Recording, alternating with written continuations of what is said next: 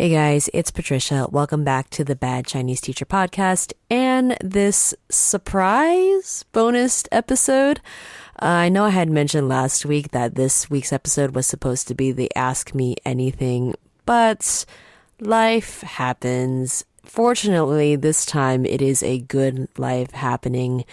I was planning on recording this episode Sunday night after getting back from a weekend at Harvard Model Congress with 15 of my students.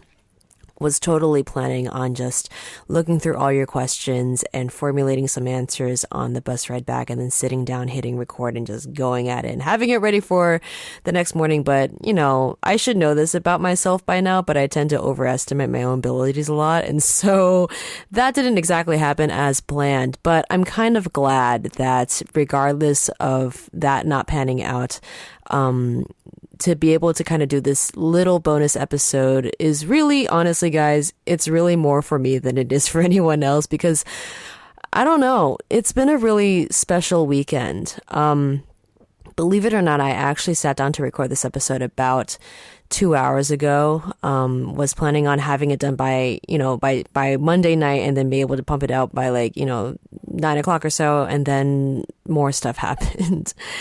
And so we'll just go with the flow, guys. I feel like this has kind of been the spirit of this podcast. I was asked by a friend a couple of weeks ago what the reason was for doing this. Considering how busy and disorganized I am, and doing another project like this was really not something that really ought to have happened. And I think I just said something along the lines of my 20s are passing me faster than I thought.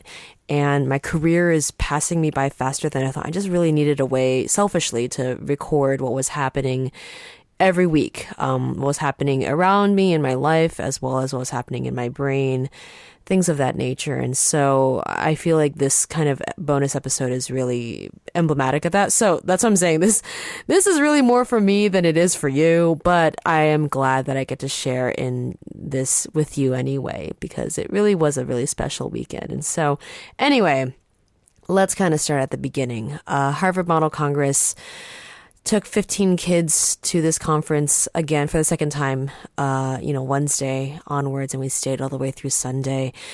For some context, really all the context you need about Model Congress, you could probably just go back to the 2 episodes that I did with my high school friends about Model Congress. Just listen to that and you'll probably get more context than you'll ever need. But I started the Model Congress program at my current school 3 years ago, kind of for a bunch of reasons. The chiefest of which was, again, selfishly, I just really liked doing Model Congress in high school. I was like, let's do it again now that I'm a teacher and get to basically be a high school student for the rest of my life.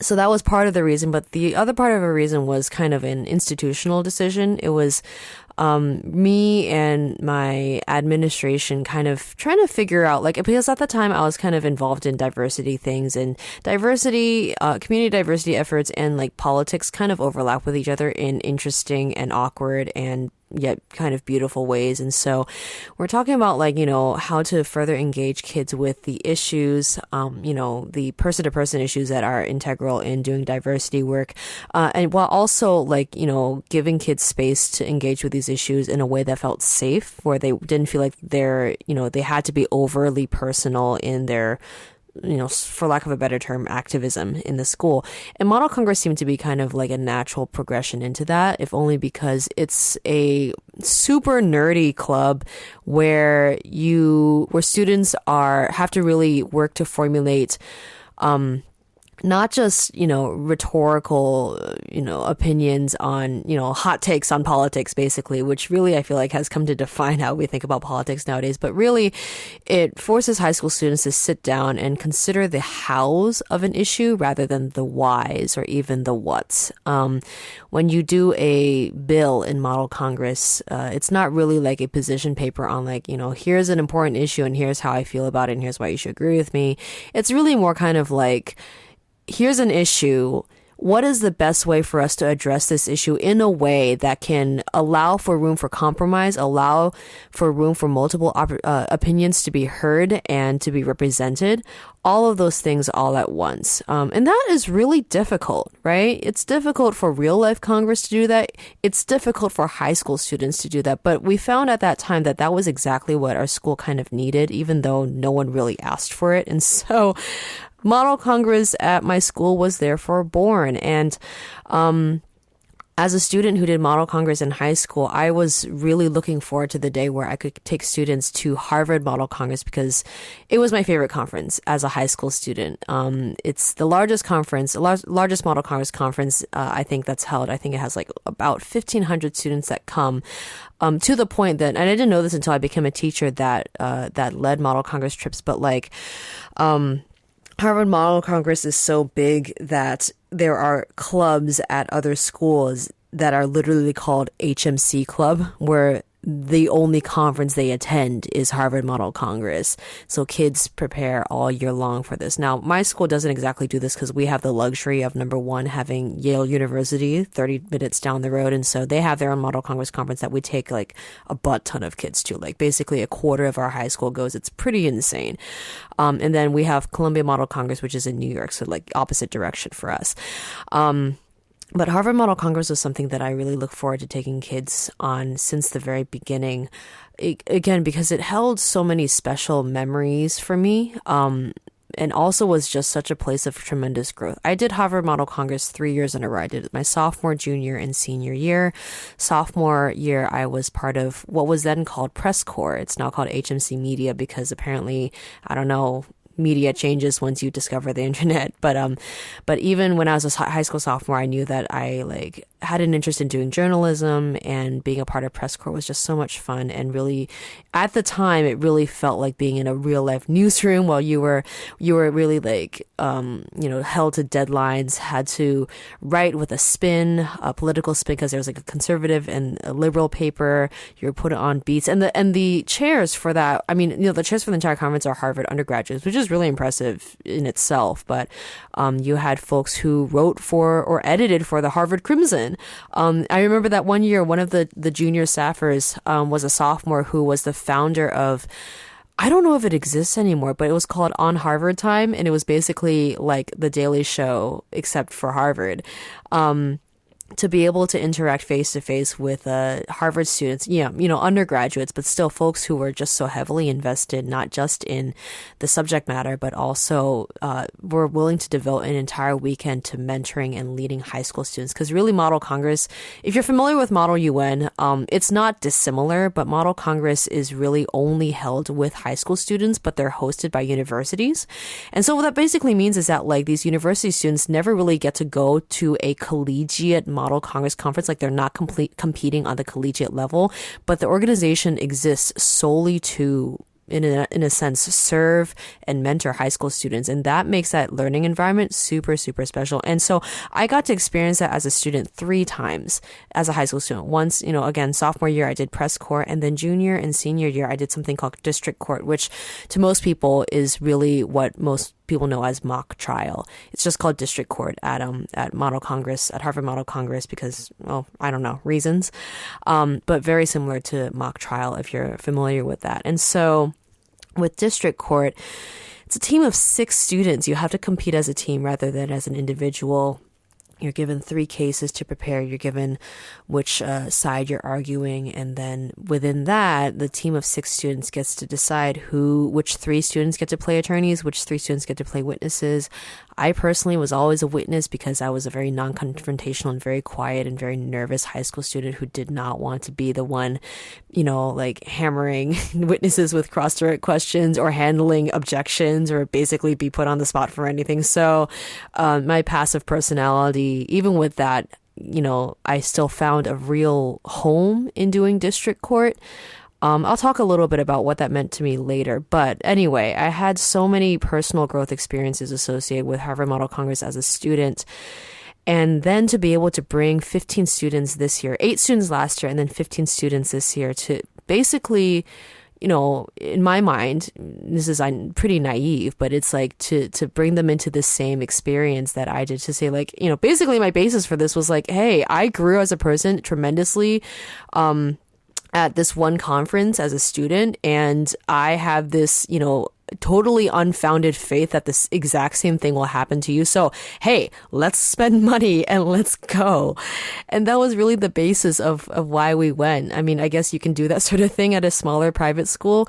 I'm grateful that things can work on such a earnest level where I work, but that's basically what happened. And so I took these 15 kids, and I say all of this, in this kind of nonchalant way, but to be honest, guys, with 1,500 kids at one conference, competition is really tough. It's a hard conference to win an award at. Awards at Model Congress conferences tend to be quite subjective, which is actually really a good thing, because it's not like you're, tallying points for anything like you would for a lot of other debate things.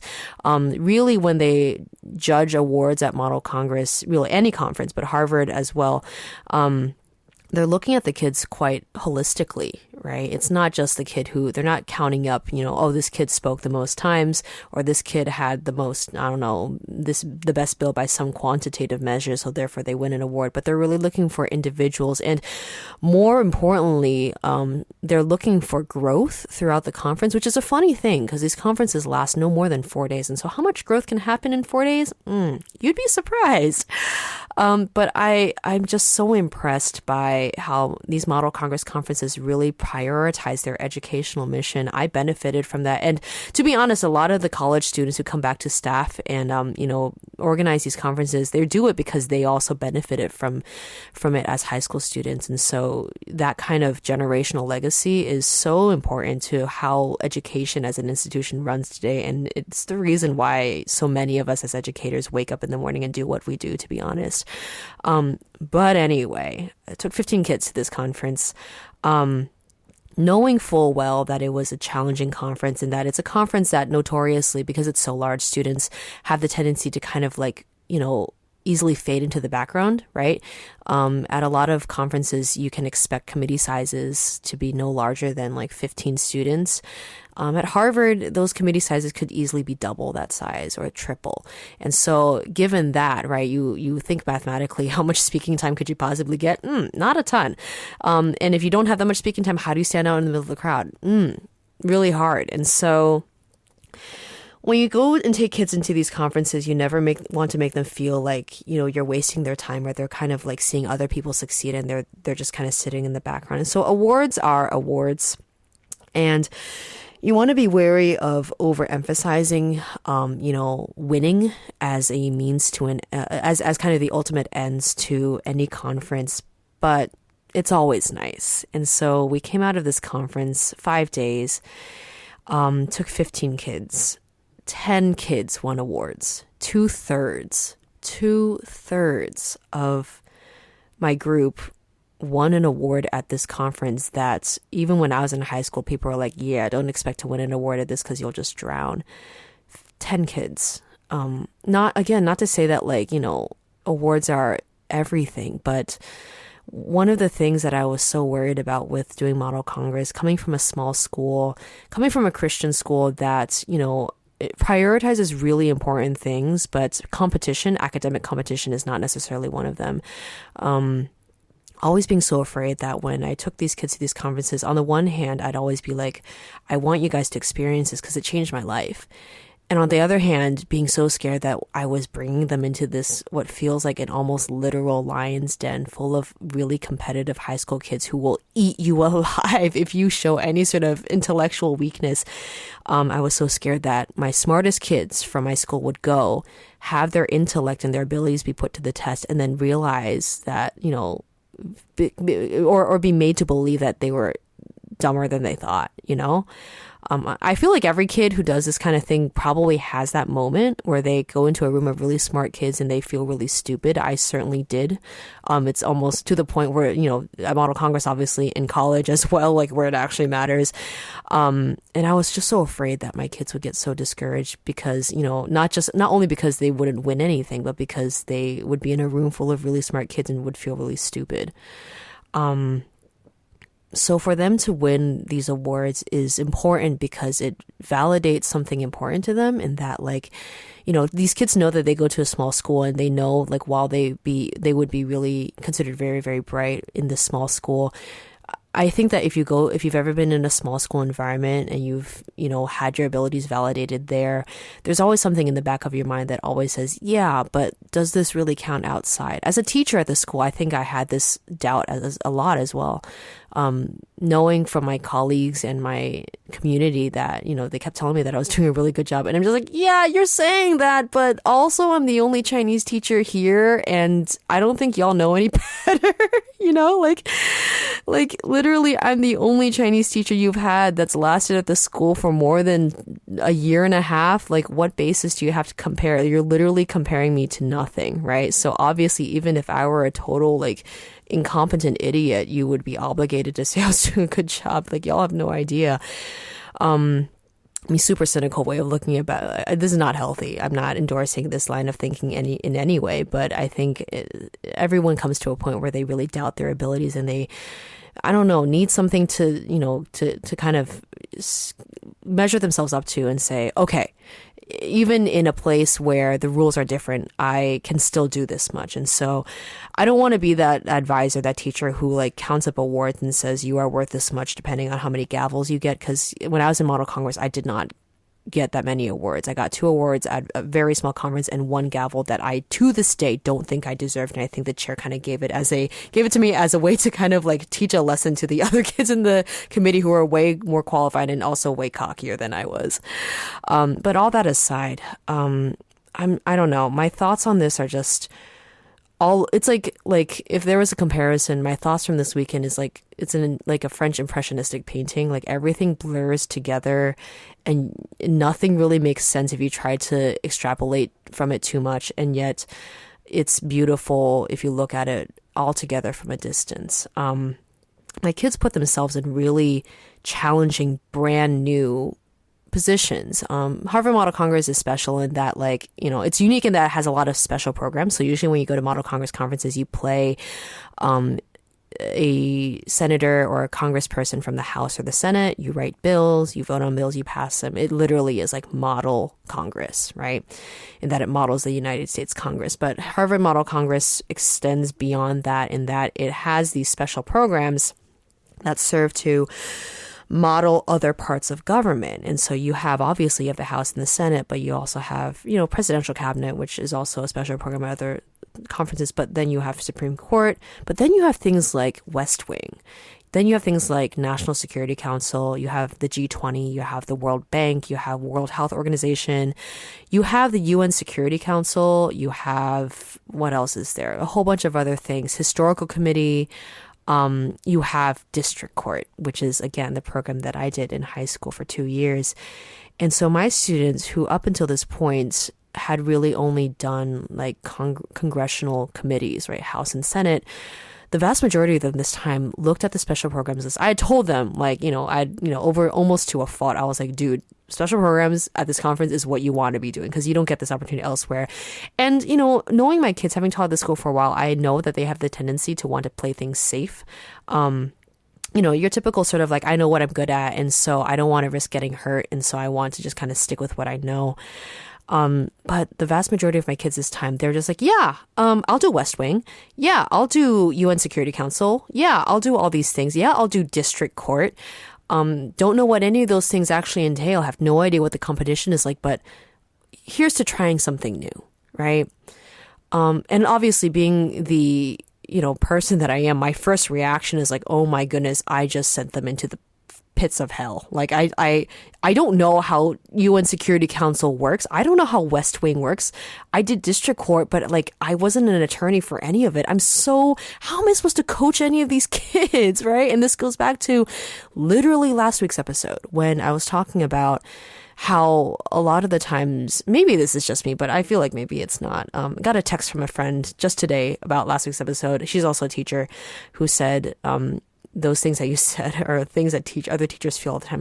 And I'm just, oh, good, great. So I'm not as incompetent and imposter as I thought I was. But really, anyway, what I said last week was that, as a teacher, you oftentimes feel like you put your students up to a challenge. And when the students fail to meet that challenge, when they fail in general, you feel your first reaction is I should have done something to prevent this from happening. I should have trained them better. I should have provided them with more tools. I should have prepared them better. Why couldn't I have done something to prevent my students' failure? And when I saw my students sign up for these brand new committees that I distinctly did not know how to train them on, my first instinct was to go look up, like, how West Wing works, how UN, like what my two kids in UN Security Council were Argentina and Senegal. And I'm like, okay, now I got to go study up on everything about Argentina and Senegal so I can prepare my kids, right? Looked at the district court cases and I was like, I guess I am studying case law for the next weekend. And then I was doing this, right? I was just beginning to enter this mindset. And then I stopped myself and I was like, how insane is this? I thought to myself, I was hired to teach Chinese and I'm literally starting to abandon my actual like classes so that I could basically be 15 different coaches to my 15 different students who are all doing 15 different things at this conference.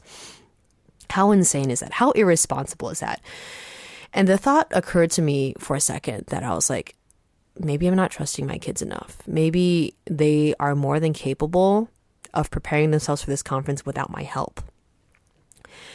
That thought occurred to me, and then and it made me super nervous. The moment I thought that, I was like, no. If I don't prepare my kids for this, I am literally failing them. I am literally not doing my job as a coach. What else I would be if they fail or they like become I don't know, intellectually and emotionally damaged as a result of this. It is my fault. I need to prepare them. And so I think I kind of zeroed in on the district court team, right? Team of 6. And the only reason why I felt like I could do this was because it was the only committee that I had personal experience in. And so I was just like, okay, focus my energy on the thing I know best. And I think I kind of really pushed them to a point that was a little unfair. I mean, I wasn't like I don't think I was demanding too much of them, but I think I really underestimated what they were doing to prepare. And I kind of just, I don't know, kind of assumed the worst in some ways and expected that they did not understand the gravity and the literal lion's den that they were walking into. And it was very tiger mom-ish of me, to be honest, like the way that I was looking at it. And I understand now how tiger parents feel, right? A lot of folks give, Asian tiger parents a really hard time because it's kind of like, the assumption is that like, these overbearing helicopter parents who push their kids to this extent, it's because like they're really, vicariously living through their children. But really, I think what it is that like as a parent, and I feel like the kind of Asian, Confucian ethos kind of built into this a little bit, but I think it really is this fear that parents have that you see your children kind of trying to figure things out on their own, and you're looking at that and you're like, I have the tools as someone with more life experience to help them avoid failure, right? Because it's not that failure is a terrible thing, but it can really do some, it can really harm kids, right? And it can discourage them from wanting to try things ever again. It can really, it's not just like, oh, you fail and you get back up. Like there are times where you see kids fail and they don't get back up. And as a teacher, as a parent, you look at that possibility and you're like, I need to do whatever is in my power to help kids not get to that point of failure where they will, harm themselves and not being able to have the courage to try again. If it's within my power, then to ignore that when I have the capability to fix things or prevent things from happening, it is my responsibility to protect my child in that way, right? And so I think I thought of my 6 students in district court in the same way.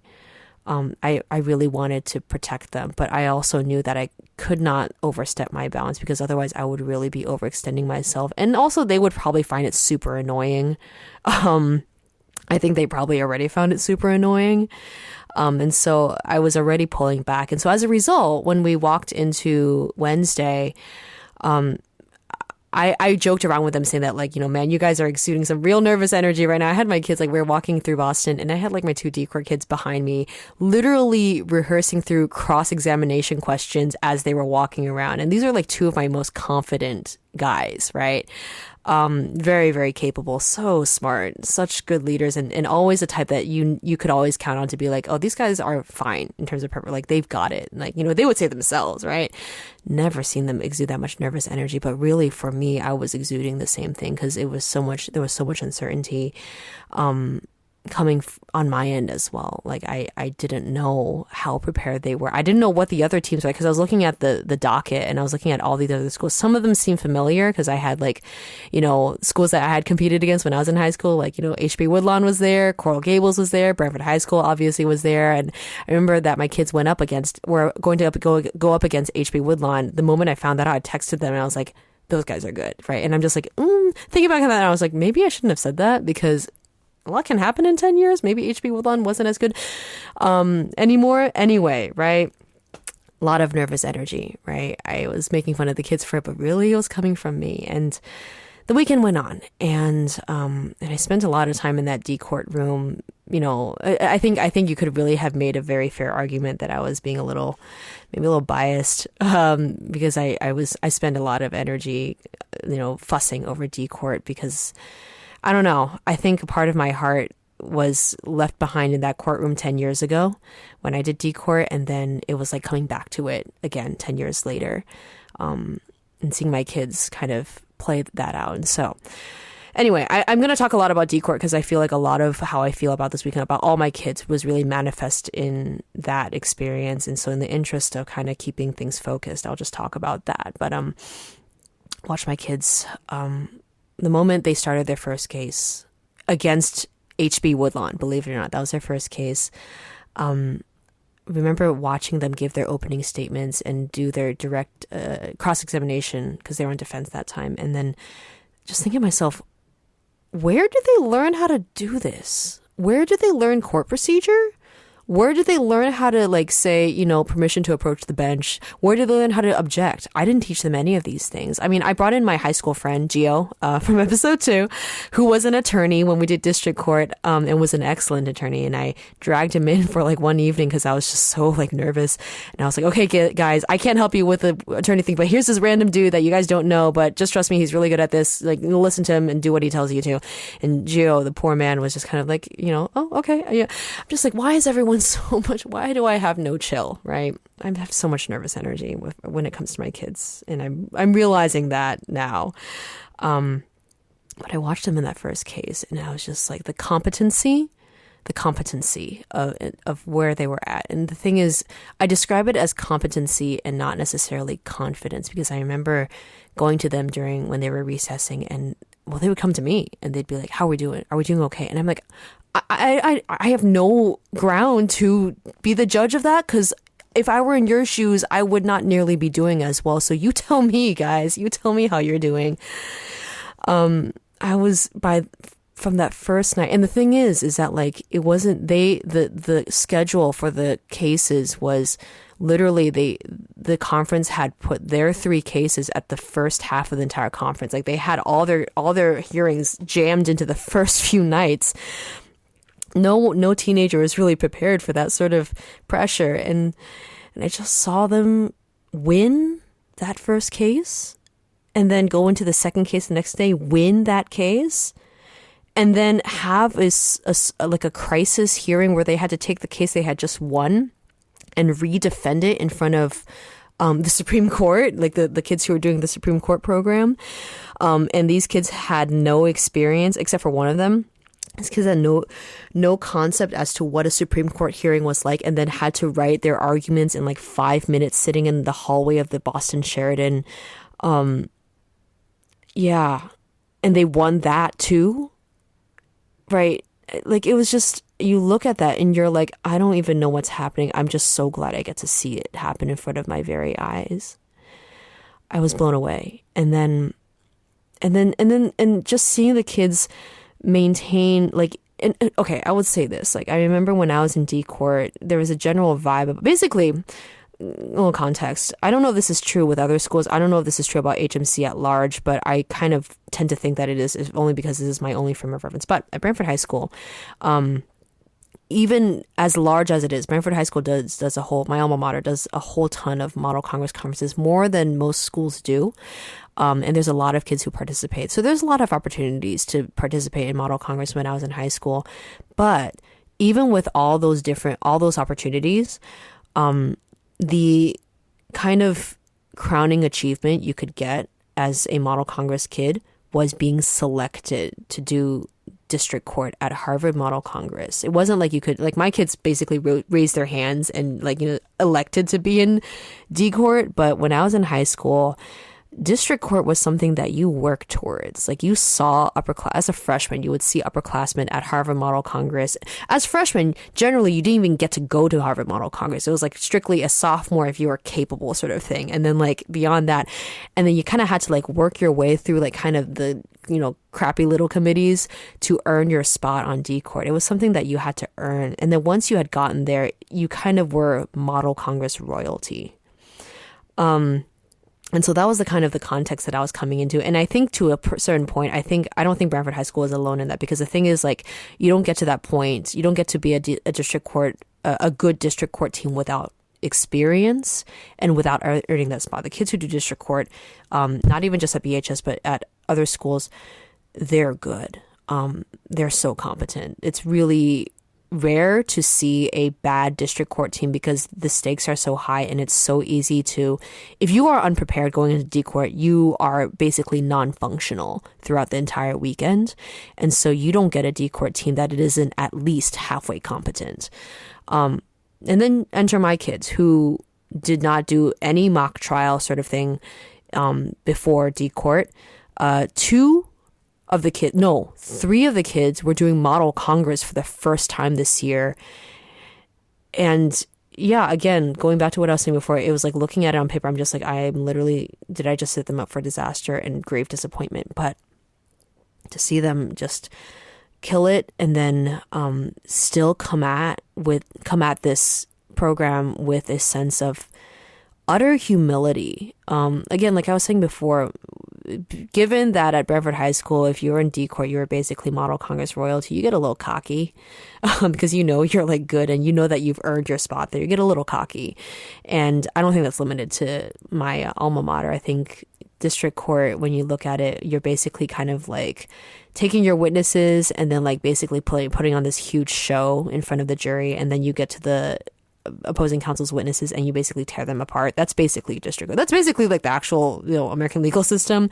So it's really easy to get cocky. It's really easy to look at the other team and be like, man, they suck. Or like jury for another team that you're going to go up against and look at them and be like, oh man, they're terrible. We're totally going to crush them. Right. I remember that being kind of a bit of the ethos of district court in my high school experience. Because it's just so easy. Like, you're in high school. Right. And the thing is, that comes out of, again, that same nervous energy. You don't like, you do that, you kind of, and to put it, unflatteringly, you tear other people down in order to cushion yourself from the blow of your own lack of self-esteem, really. My kids had every right to kind of be negative about their experience because it was their first time, and the other teams did not hold back. But they walked out of their 3 wins like with utter humility. Like, just be like, they were happy, but they were just kind of like, oh my gosh, how did that happen? Oh my gosh, how did that happen? I can't believe we won. Every time, right? And the thing is, you look at that from an outsider. I was talking to the advisor of one of the teams they're up against, and that advisor was like, your kids are really, really good. And I'm just like, thank you. So they were objectively very skilled and really good, and were well within the right to be kind of cocky, right? Having won 3 cases. As first timers, right? If this were another universe, any kid would be like, yeah, I'm just natural talented at this. But my kids were just so genuinely humble and earnest and always looking to improve, right? With every single thing. And that's so rare. I'm realizing, people talk a lot of crap about religiously affiliated schools. There's a lot of room for criticism on many angles. A lot of criticism, having worked, again, obviously at a Christian school for 6 years, I feel like a lot of that criticism is a little unfair. But one of the criticisms that people often launch against, Christian school kids is that they are, just really goody two-shoes at best and holier than thou at worst. Like, they just, try to project the image of being really good, moral people, but like, the whole classic Christians are hypocrites argument comes up right away, right? And I think when my school enters in a competition like this, a conference like this, bearing the name that they do, the name of my school, it's not hard to find what it is. Many of you already know, but like if you look at the name of our school, it's pretty Christian. It's pretty blatantly Christian, and so with that comes a lot of baggage, and a lot of people make a lot of assumptions about how my kids might act, or how they expect them to speak or behave or whatever. And I think to a point, I think as I was kind of like guarding myself, bringing my kids into this new environment, I think a part of me also had some of those assumptions, to be honest.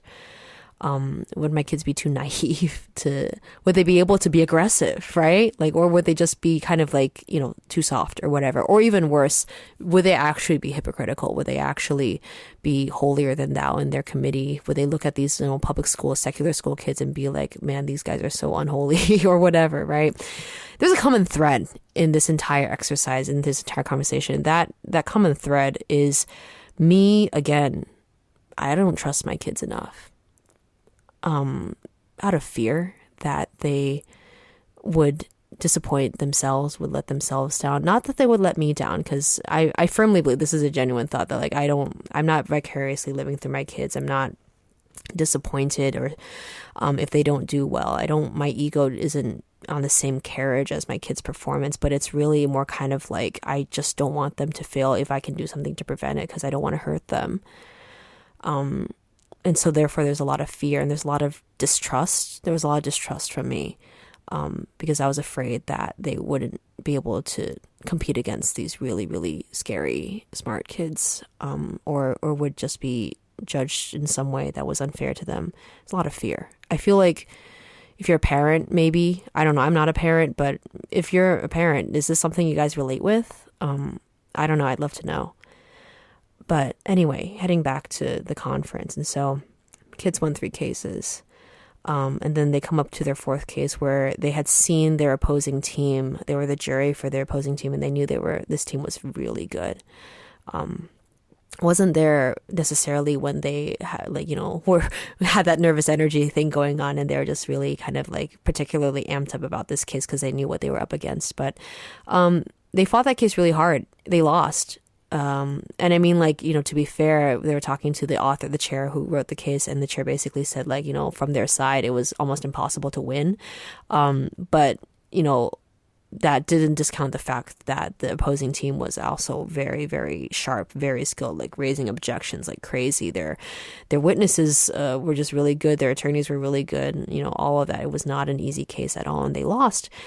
And after they lost, it was the first time I saw my kids cry.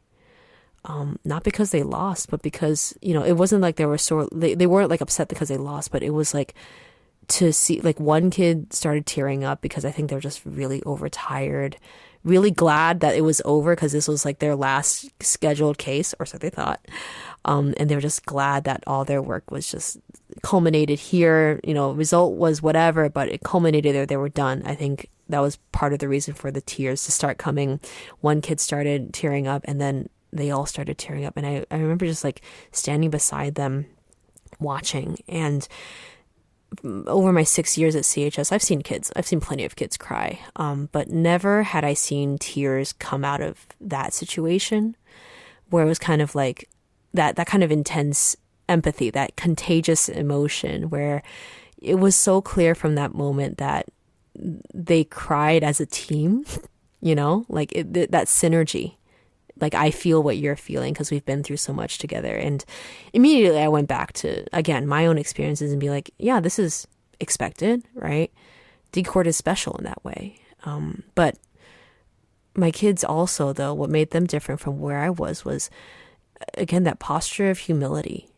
They're crying because they were like genuinely connected with each other and really cared for each other in a way that I had not seen in really any sort of high school environment. They didn't need me to be there to kind of like stoke the flame of empathy, right? To lead the conversation, so to speak. That this all came from them. They knew what this meant to just them. This was something shared between the 6 of them, and I was just lucky enough to see it. And I think it was at that moment that I realized this conference is building up to be something quite different. So they lost that case, and then they went into the rest of the conference expecting to not have to do. They were just going to sit on the jury, chill out. I told them because, typical me, right? I was just kind of like, okay, you're jury now, but you're still on, right? Like, you got to be the best jury ever. And they're like, okay, mom. And because this is who I am, right? Little did they know that, like, later that evening, was it that evening? I don't remember. I think it was that evening. This was like this is Saturday evening. They were approached by the chair and they were asked, because there were some like scheduling discrepancies. Because like, the thing with like district court, you need to have like the perfect sort of logistical balance of like, teams presenting the cases they're prepared to take, but also making sure that there was like a team to go up against them, and making sure that there was like a jury, so some team that was I don't want to be the one in charge of planning the logistics for this, because it seems like a nightmare. But I think it was a logistical problem where they just kind of approached our kids and was like, hey, would you guys be okay with trying one of your old cases again? This was a case that they had won the previous day, right? It would be the same side, nothing new. You've done this case before. Would you mind doing this again? To which, I would guess my kids probably say, yeah, sure. But then it was like, oh, but you're going up against the team that you just lost to, right? You guys would be on the defense, which you've done before, and the other team would be on prosecution. And it's not the same team as the last time that you won against. It's the team that you lost against.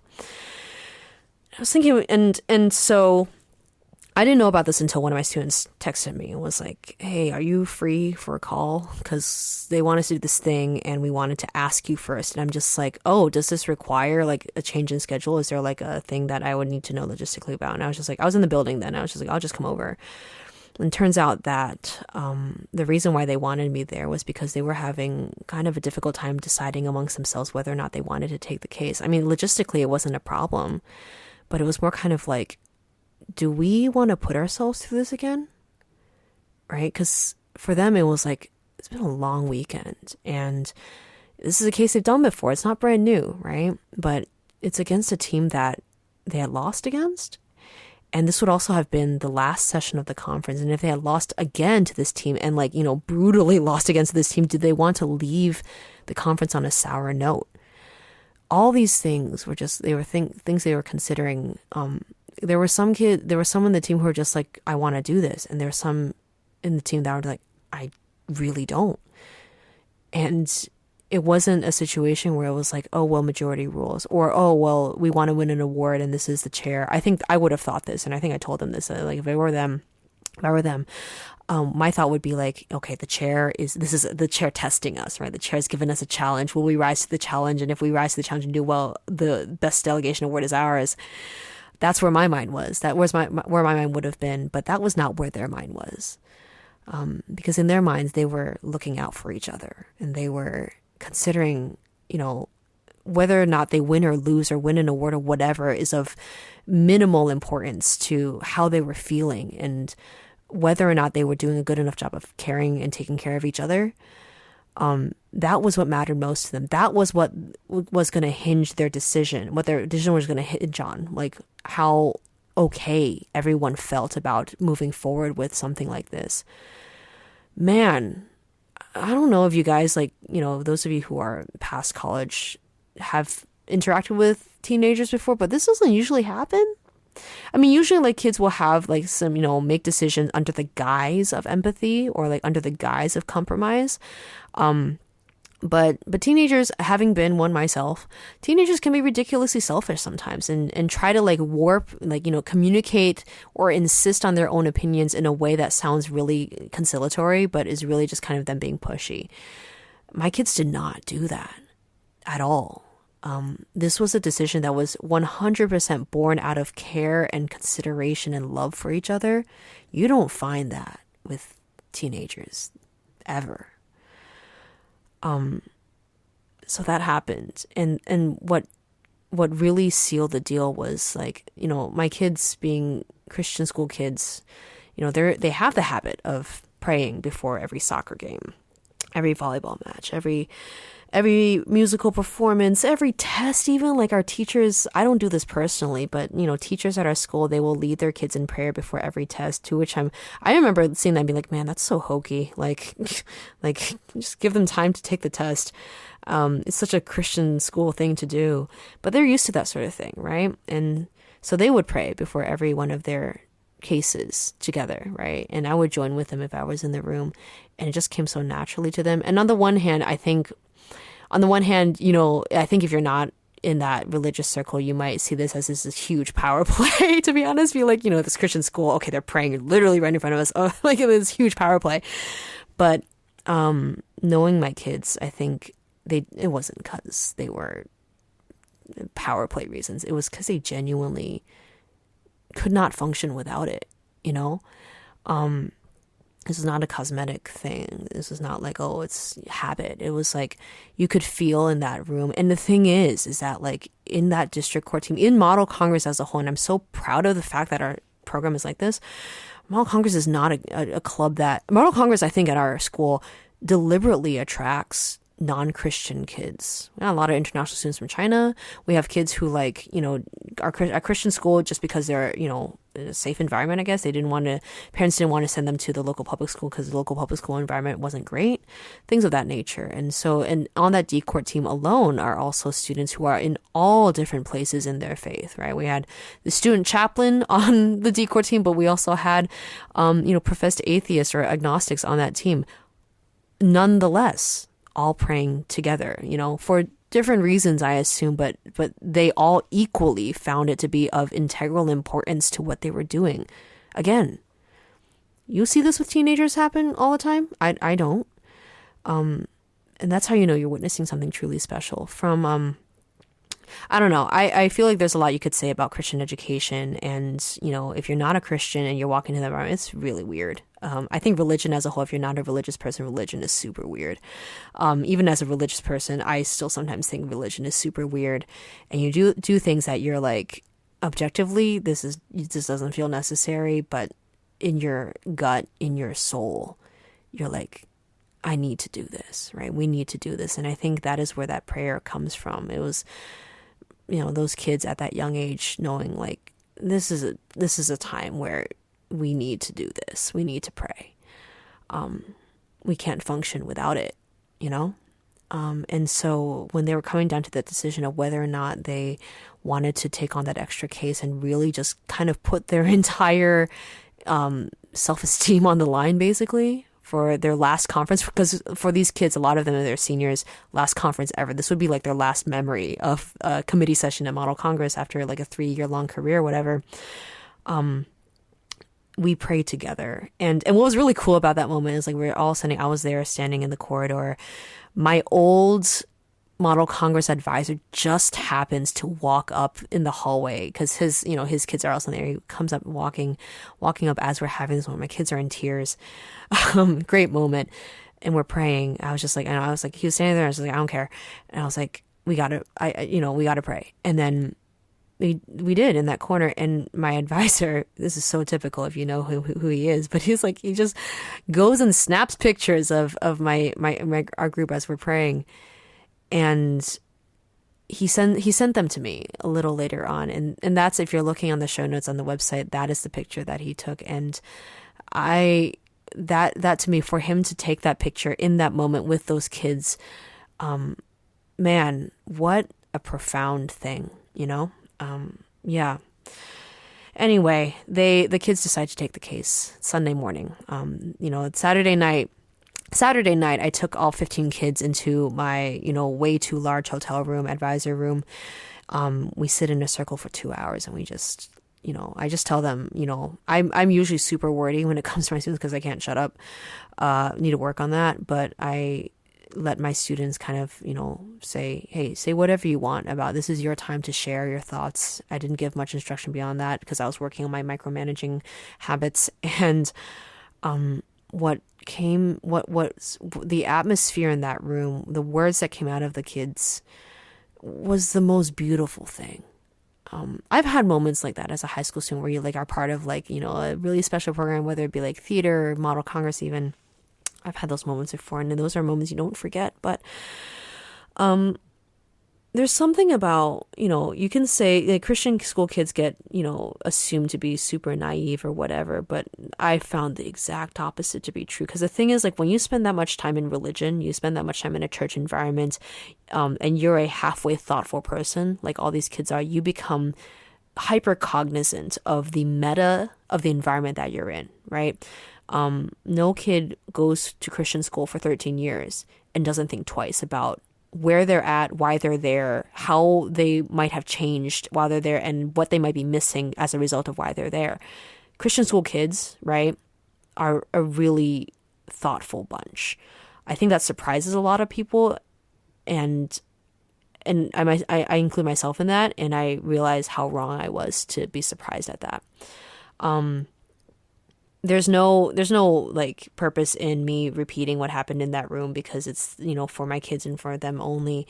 But it was one of those moments where you just wanted to bottle up the atmosphere and, like inject it in your veins and have it, run through your body for the rest of your life. Because those moments, seeing your kids just be at their most genuine, and at their most beautiful, and at their most endearing, those are the moments that make you realize this is why you teach. Teaching is a very technical exercise, as I'm looking towards grad school and actually learning how to do this for real. But it always comes back to like, and again, you think back to your experiences as a student, and you think about the adults in your lives that invested in you, and really very rarely will people say, yeah, I really valued that one, that one Quizlet I took in, like 6th grade social studies, whatever. But it's like moments that don't feel like teaching that end up teaching you the most. And I think as teachers, sometimes you really struggle between like, okay, I have content to cover, but at the same time, in the back of my mind, I'm just like, these are not the moments that my students will remember and take with them, and that will truly change their lives. And it's a really frustrating thing, because you're just like, I have an educational duty to deliver content, and I also know that this is not what matters the most to them. That's something that I'm still trying to work out on my own, and trying to figure out how to really capitalize on the things that matter. I think my school, being as small and as intimate and close as it is, and as Christian as it is, to be quite fair, does a really great job in allowing teachers to, gives teachers space to do that with students, to really invest in, put the academics aside, honestly, to invest in those moments that matter. I don't know if that happens in a lot of other places, and I really wish that they did, because those are the moments that, Christian or not, change people's lives. That kind of youth mentoring is something that is so ineffable and so hard to pin down, but when it happens, it's happening. And that's what happened Saturday night. And again, like, yeah, just want to bottle everything up and just keep it with you forever. So Sunday morning happens. My kids do the case, the surprise case against the team that they lost before against. Fought their hardest, did such a good job. The case, even though they tried it twice, the second time they did it on Sunday was totally different from the way they did it the first time. And so it wasn't even just like they had a real advantage. Like the points the other team brought up, they brought out case law that wasn't even, that the other team had done external research on. They were just really well prepared. And so it was nothing less than a challenge for my kids as well. And they lost that case too, right? It was just hard, because like you win the case in one circumstance and lose it in another. It's hard. But they walked away from that experience just really good sports. Like you saw them go up to the chairs of the committee, like not to schmooze, not to suck up to them, but like because they're genuinely interested in their feedback. And they were genuinely interested in their feedback, because they chose to get feedback even if it didn't matter, and they got feedback for their last court performance, with the full knowledge that most of them were seniors who would never do a model Congress ever again, and they still wanted to know how they did in the eyes of this knowledgeable chair. That kind of learner spirit is something that as a teacher we wish every kid had. And they did it without prompting. And I'm just like, what in the world is happening in front of my eyes, right? I think that's just a great way to summarize the entire weekend is what in the world is that?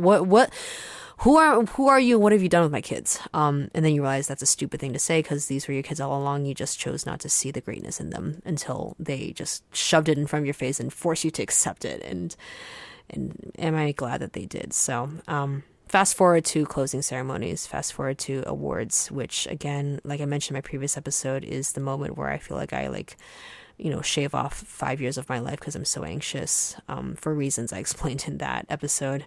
Not great reasons now that, this weekend is, in light of this weekend, but, my kids took home 10 awards, like 15 kids came, 10 of them won awards, including that district court team who won best delegation. They beat out 9 other teams. There are 10 teams total, all experienced, all really good, all really deserving of an award. But it was my kids who won best delegation.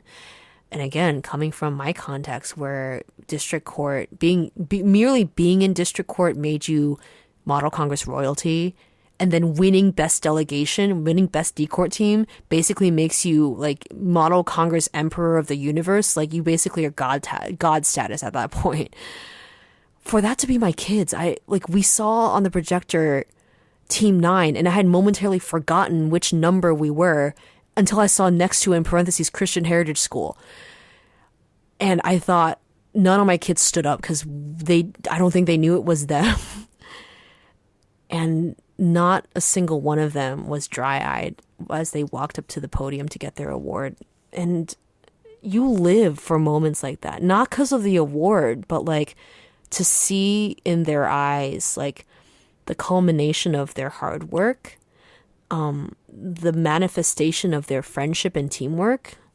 Those are things you can't put a price on. Those are things that like you can, you look at that gavel in your hand and you see not your own accomplishments, but the accomplishments, the memories, the bond of a team. Debate is so competitive and so cutthroat, and district court is even more so and it can get really ugly because it's 6 people kind of, eating some other team, the animosity is times 6, but then you can take that animosity and turn it into kindness times 6, or compassion times 6, or love times 6, or, radical empathy times 6. And that is exactly what my kids exemplified without even trying this weekend. And what's awesome about a conference like HMC is that I think the chairs saw that. They saw my kids. They were not the most experienced there. They were not the most confident. They were not even necessarily the most competent or skilled. But to have the chairs see that and reward it, I think for my kids teaches them what matters in life. Not that they didn't know already, but it shows them this is the kind of thing that actually is worthwhile in this life. Again, debate can be super cutthroat and you can get super cocky and super arrogant. Think you're smarter than everyone else because that's honestly how you survive, is confidence. But then to have this experience turn that philosophy on its head, for my kids to see how, for a lot of them to cap off their careers in a circumstance where they saw the meaning of kindness and teamwork and compassion and family, to prioritize above that. Like, I have no words anymore to describe these kids. So, I honestly can say this weekend was one of the best weekends of my life, right? Not because, I did anything. Like, I love doing Model Congress because I just get to sit back and watch and witness them in committee and being awesome, but also getting to see them out of committee and getting to see them energized for stuff that matters so much. Not just the issues, like the issues obviously, but also just invested in how they see themselves growing and how they see themselves challenged. You see them at their most vulnerable sometimes. That's such a gift. And like, I think as long as I'm a teacher, I'm always going to be chasing moments like that, where you get to see kids, where they, for whatever reason, entrust you with that vulnerability. Where, oh my gosh, like the fact that, I don't want to overstate this because I think a lot of this is undeserved, the way that they spoke about me on Saturday night. But for a bunch of high school students to say that they trust you, to say that, oh my gosh, for them to say that, like, you know, one student had said that, like, the reason why she joined Model Congress was because, like, she saw how I, like, exemplified the love of Christ in whatever. I'm just like, that had never occurred, that I would never have associated myself with those kind of terms, because I don't think I'm that loving of a person. You realize how important it is to have people around you, and that God puts people around you of all types for him to communicate to you who you are. For me, that was my students. You know, I started out as a teacher being like, I have a responsibility to be the fixer, to be the problem solver, to protect them, to make sure that they didn't fail, because as if I had the power to do that. And in return, what I was shown was the exact opposite, that honestly, it almost felt like they were the ones protecting me. It was a really hard 3 weeks, as you all know, leading up to this conference. A lot of the stress that came out of that hard week was really because of this conference. And for it to culminate in something like this, it's just, it has a certain poetry to it that almost feels cliched. And at the same time, and that's how you know that there is an author behind all of this. None of this is coincidental. And to look at the beauty in that, and to stop and to say, what is the greater story here? And so I end off this bonus episode that I really honestly thought was just going to be a 30-minute voice note, and end up being this 1 hour long ramble. This is not a typical episode, guys, which is why it's a bonus. And like I said at the very beginning, it's not for you, it's for me. So, like, you know, thank you for indulging my voice note. But like, anyway, I like I said before, I started recording this episode earlier tonight, and then something happened, and then I deleted all of it and said I need to do this over again because it's a new energy. And the thing that happened was I found out that I got into Stanford, which I can't even begin to wrap my mind around what the ramifications of that.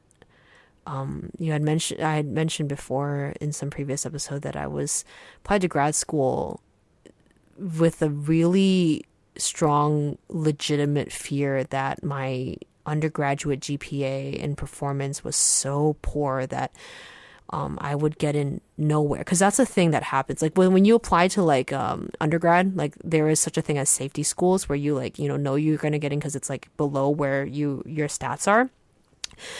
When I applied to grad school, I literally, nothing was a safety school. Like I literally did not know where I was in terms of like, it was kind of like, you know, I applied to like my, to UConn, right? Which is like, you know, the only public university in my state that had a Chinese licensure program. Like that was my only option that was a safety school.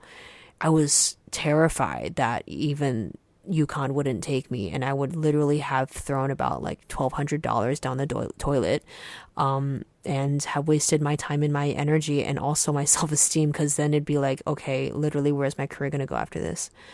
I got into UConn, got into another school, and then I applied to Georgetown on a whim because I had just found out like one day, oh, they have like an education program. Sure, why not? You know, and I did not expect to get in. And the moment I got into Georgetown was right at the tail end of a meeting that I was having with the kids who are going to Harvard Model Congress. I got the email exactly at the end of that meeting, and they were the first ones to know. They're the first ones I told. And it just seemed right because they're the reason why I think I even had a spot at that school to begin with. And so when Stanford came out tonight, Stanford was the one that I was almost certain. Like I had that like gut feeling that like, you know, there's some other schools I saw, I was just like, oh, this is possible, right? Especially since the first few acceptances started rolling in. I started looking at my other applications, be like, these are possibilities. I don't want to like, you know, bank too much on them, but it's possible. Stanford was the one that I knew for a fact would only take 70 something students. It's like, obviously top ranked school and an incredible program. It was like incredible in the sense I was like, oh yeah, it's real cool for other people who go, not me, because I'm not getting in. And I had heard that like the letters for Stanford had gone out on Friday, and I had gotten nothing, and I was like, oh, I guess it's not working out. All right, that's fine. And as I was recording the first pass of this episode, and not really able to place my words correctly, I'm just like super tired, and I'm like getting sick, and I could not make words. I've been subsisting on nothing but like simple carbs and coffee for the past week. Basically, lost actually a lot of weight, but like, see that email, and I cried like a baby for 30 minutes because it was like not just the fear of not getting in anywhere, but also all I could think about was my senior year of undergraduate, where I had applied to all these things and got systematically rejected from one thing after another, and feeling basically totally worthless. Holding my Wellesley degree in my hands and thinking to myself, this to me feels like it should have been hard fought. Like the fact that I graduated should have been a victory to me, and yet it still feels like somewhat of a failure, because it seems like I graduated by default, that I didn't really earn this degree because I like barely made it. And instead, for, in light of all those rejections from senior year of undergraduate, and accidentally finding myself at this school teaching classes that I was not qualified to teach, leading programs that I was not qualified to lead, being put in charge and entrusted with things that I don't know why anyone would trust me with them. And it leads to this. And it's so like stupidly poetic that I don't even really know how to begin. It feels like I was, my principal was the one who wrote my letter of recommendation. So he was the first person outside of my family that I told about Stanford. And I remember I just told him, I was like, this entire weekend feels like the plot to a really cliched movie. It feels too good to be true. Because there is a poetry in all of this. For me to be reminded in the most explicit and clear terms of what it really means to teach, not just what it means to teach, but what it means to invest, to do life with the most beautiful kinds of souls at the most beautiful age, and then to have experienced my channeling really well as really my own insecurities through my students, and then to have those insecurities totally lifted out of the way and crushed and thrown out and deemed illegitimate after, an acceptance doesn't really, okay, to be clear, right? Like, where you get accepted to college, especially for those of you who are seniors out there, high school seniors, where you get accepted to college does not dictate who you are, all right? Like, you cannot, okay, like, I am the first person to say that, like, college admissions, particularly undergrad college admissions, is a total crapshoot, and, like, it does not define who you are. But sometimes you just need someone to confirm to you that you are good. I'm someone who needs that a lot. And I think the times in which I have felt that the least are the times where I've also doubted my students the most and trusted them the least. And God does a thing where he notices your doubt and shows you in as stupidly blatant a way as possible how wrong you are. And you look at how wrong you are and you're like, man, I'm glad that I am not the one in charge here. I am not the one making the decisions, because if I did, some people would really lose out because of me.